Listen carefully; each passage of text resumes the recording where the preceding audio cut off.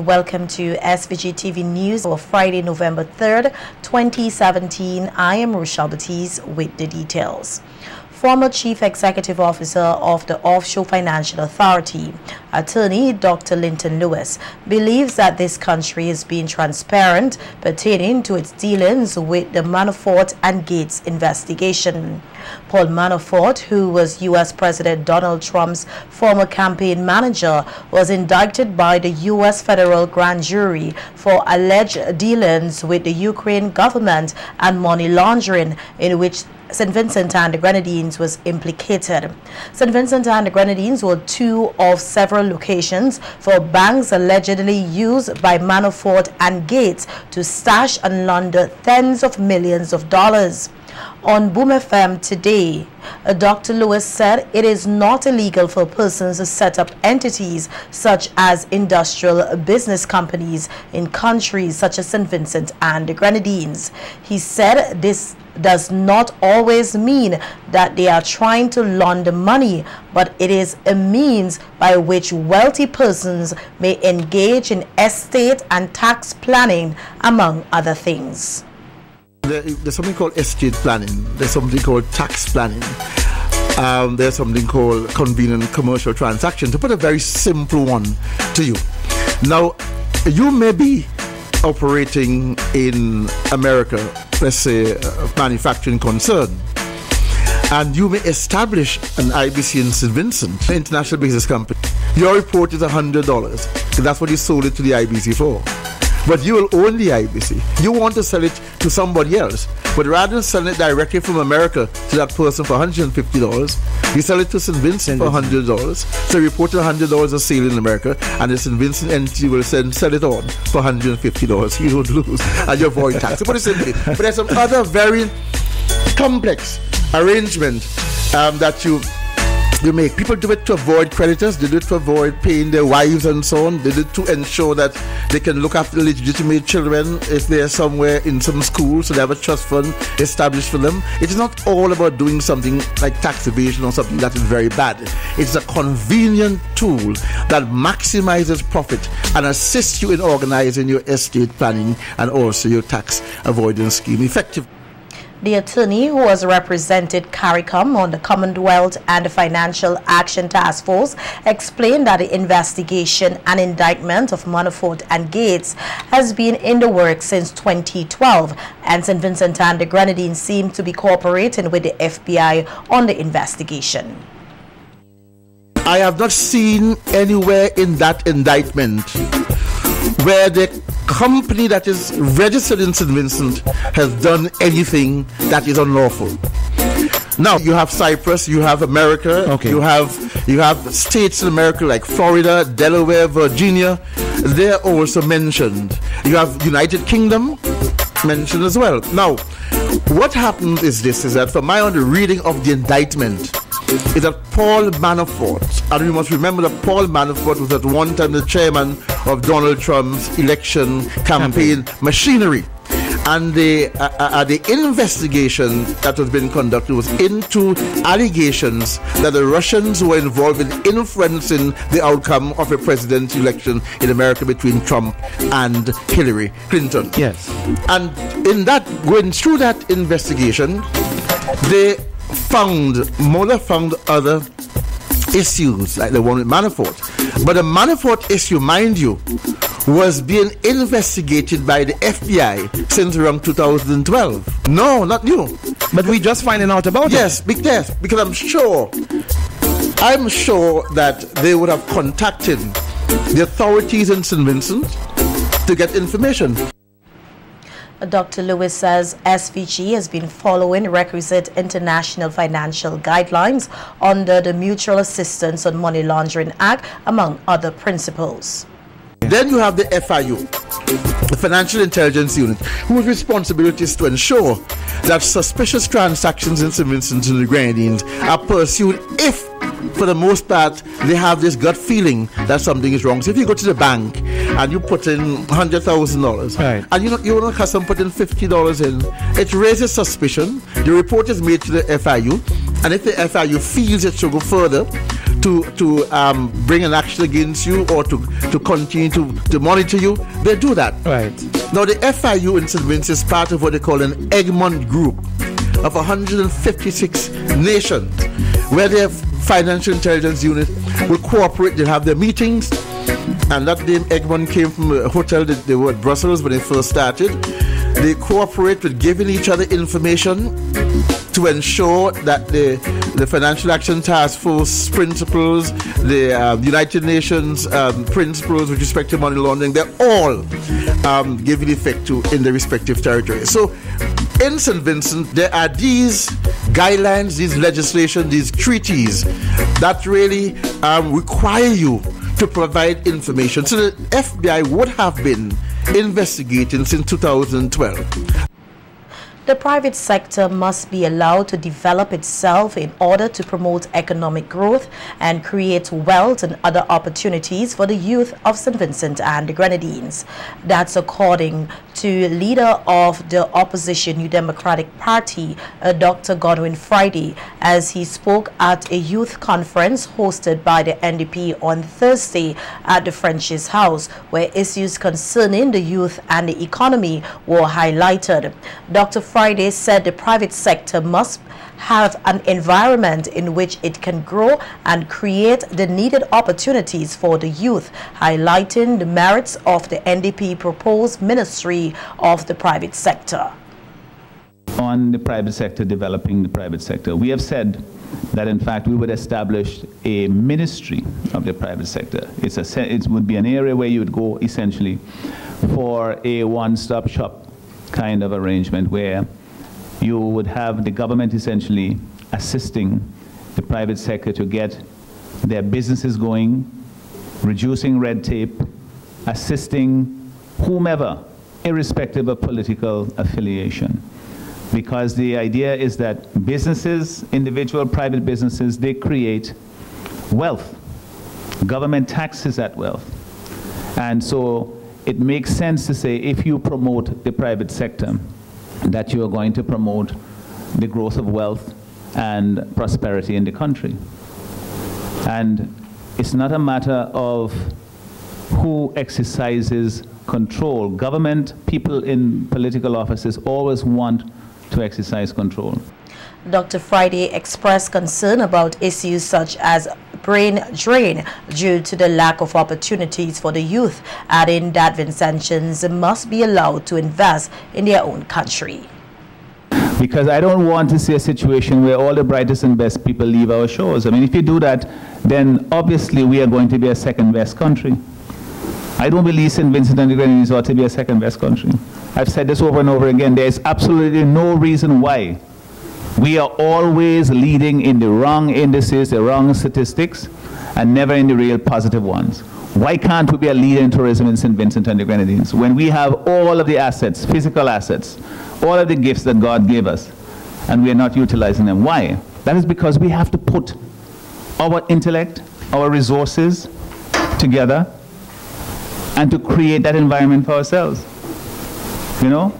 Don't rely, I mean, sometimes you're going to need foreign capital, you're going to need expertise from abroad and so on, but we are the ones who have to take responsibility for doing it. And if we create the environment as government, which is what we ought to do, we train our young people. The NDP leader took the opportunity to highlight areas where investments are needed, adding that priority must be placed in some areas of the economy over others. We in St. Vincent, our fishermen, they go out at 5 o'clock in the morning, they come back at 10, 11 o'clock with 100 pounds of fish in the speedboat, and they can't sell half of it. You know, we need to give them the assistance so that they now can become true businessmen, not just somebody who's practicing a sort of a subsistence living from their fishing boat. And if we do these things, then you will generate the revenue that will be able to pay taxes and will be able to give government some space to do the necessary things it needs to do. But at the same time, we have to prioritize. There are certain things you just simply can't leave for until you get the money. Somebody, you go down to the hospital, you want to make sure if your child is sick, that when you take your child to the hospital, they're going to get attention. You don't want to be afraid that if you take them there, that things are going to be worse. You know, so that has to be given priority. Education, you can't say to leave the child until they're 8 or 9 years old. You have to give them the educational opportunities at the time when it's required. Some of the persons who attended the conference took the opportunity to highlight some of their concerns as well as provide solutions to the problems facing the country. And this brings me to another point.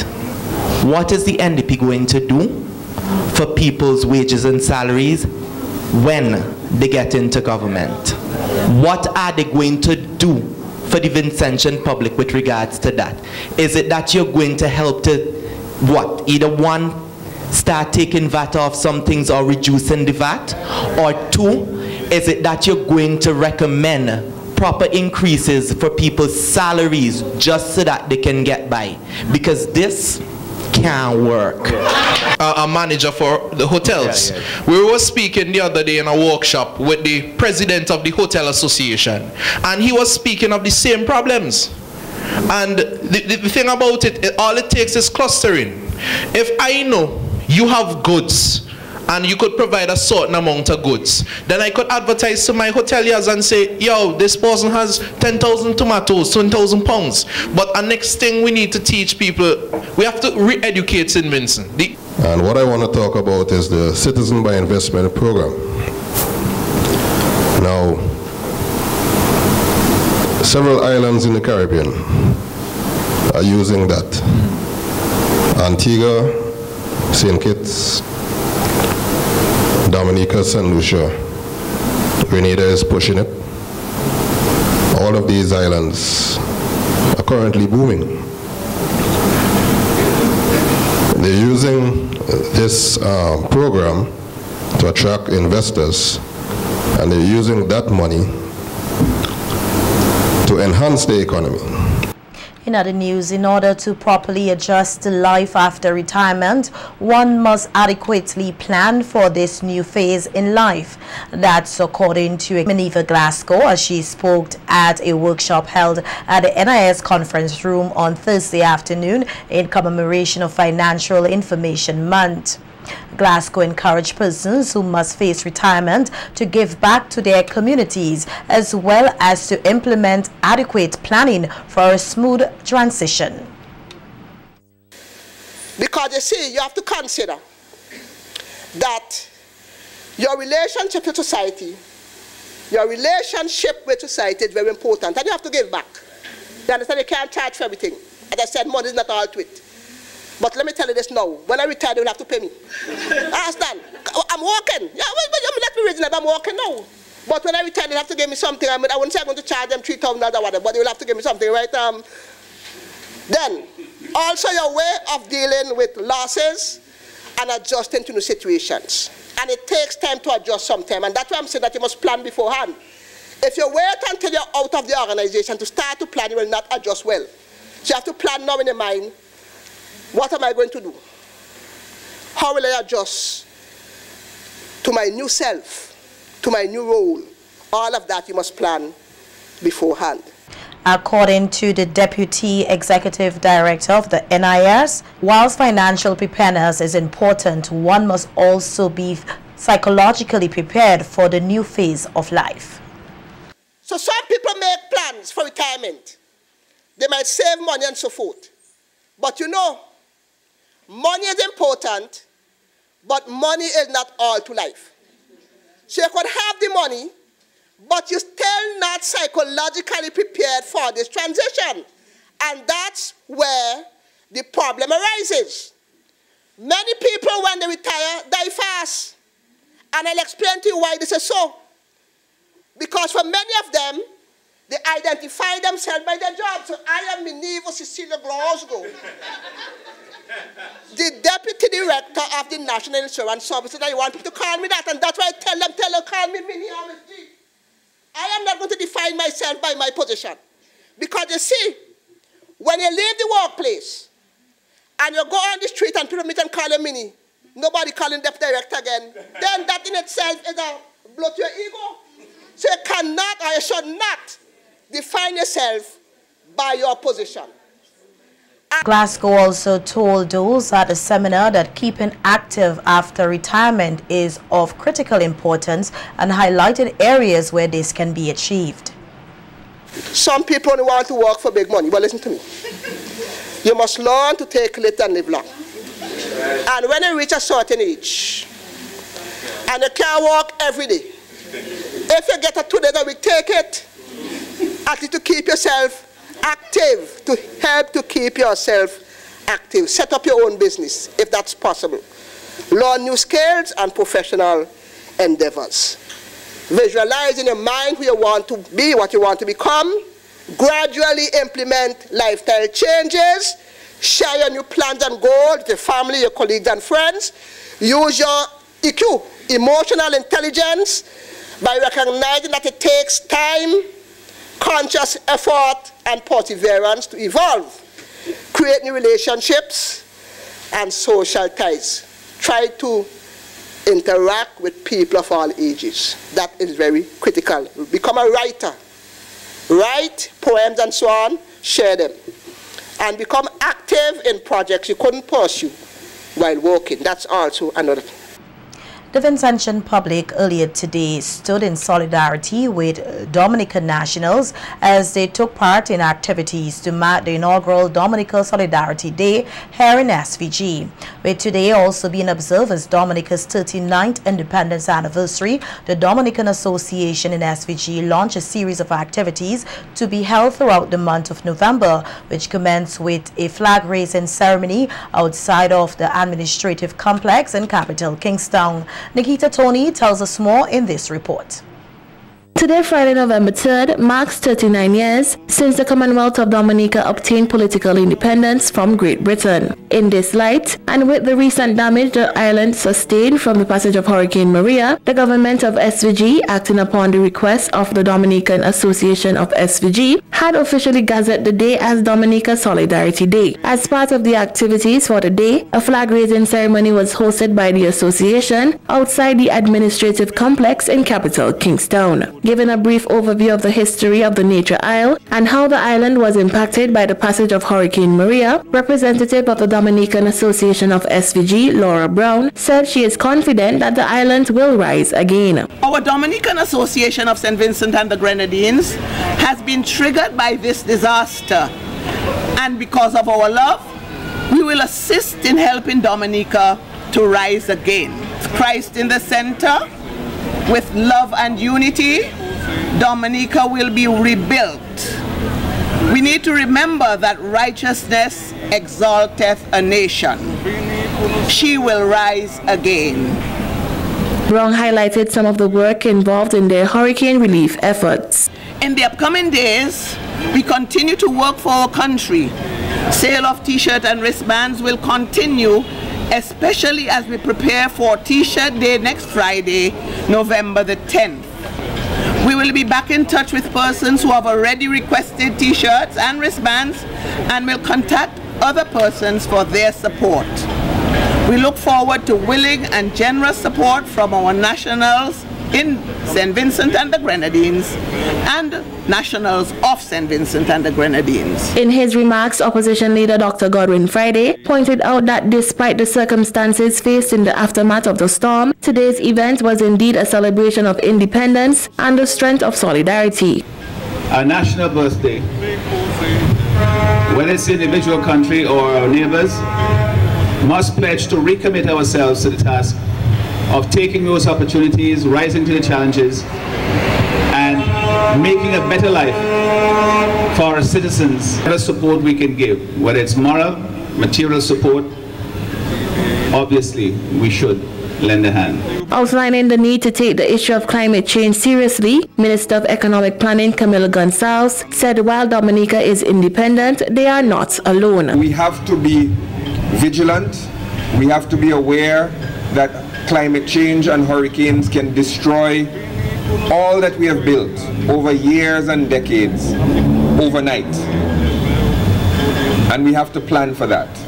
But we also have to realize that we are our brothers and sisters' keeper.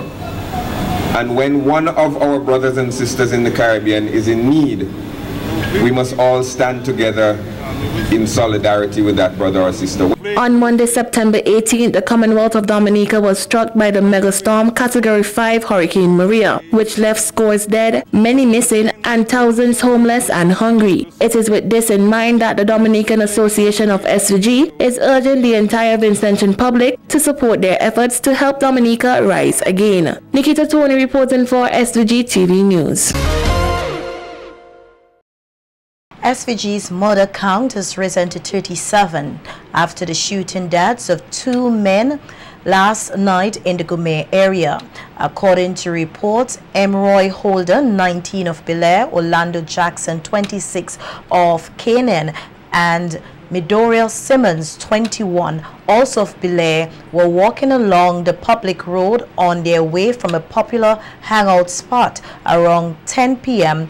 when an unknown assailant approached them and began shooting.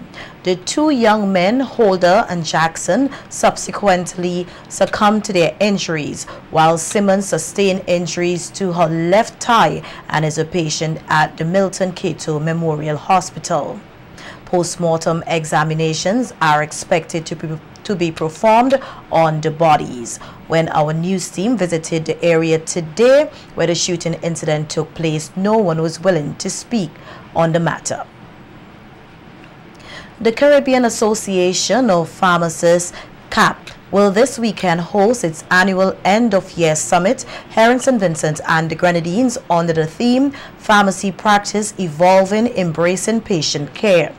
Pharmacy professionals and pharmacy industry stakeholders from St. Vincent and the Grenadines will join their counterparts from across the Caribbean at the Beachcombers Hotel to advance the development and empowerment of the people of the Caribbean through excellence in the provision of all aspects of pharmacy practice.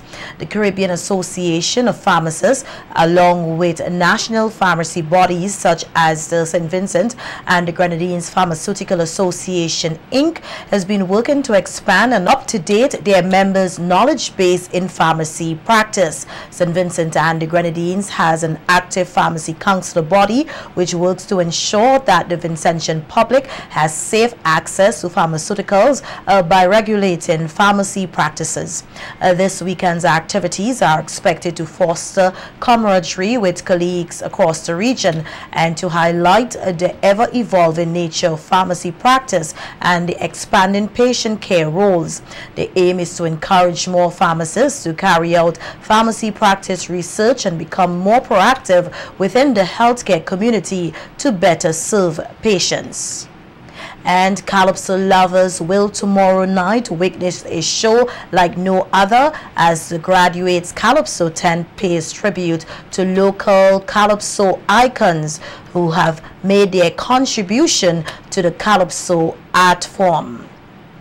Dubbed Calypso Week, the event will feature a range of great and upcoming Vincentian Calypsonians, rendering hits from performers who have paved the way for many upcoming artists. And according to the PRO of the tent, Lexi Joseph, the event, being the first of its kind, will not disappoint. We had this great all-star show in February down at the E.T. Joshua Airport there.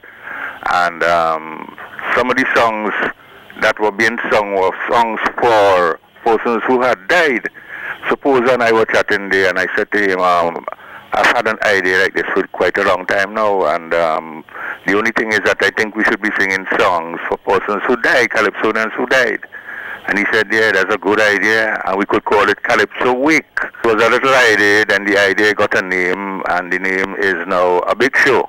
Right, to be held at the Russell's Auditorium Saturday the 4th of November starting at 8:30 p.m. Really a big tribute we playing to all Calypsonians who have passed on. We saying thanks for the contribution that they would have made while they were here. Joseph gave an insight as to what persons can expect at tomorrow's show. The MC for the show would be the well-known Prince Yugi. Right, we will be having a tribute to be done by one Darky Williams. He's one of our leading dramatists here in St. Vincent the Grenadines.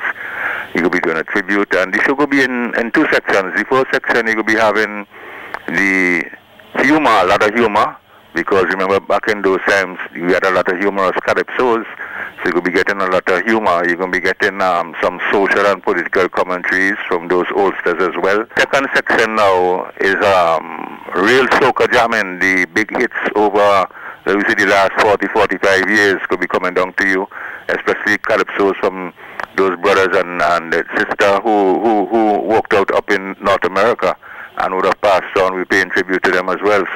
Confident that the show will have a great following, Joseph further urged the entire Vincentian public to come out and be a part of the event. The St. Vincent and the Grenadines National Trust will engage in a series of community outreach starting from this Saturday, November 4th in Barley.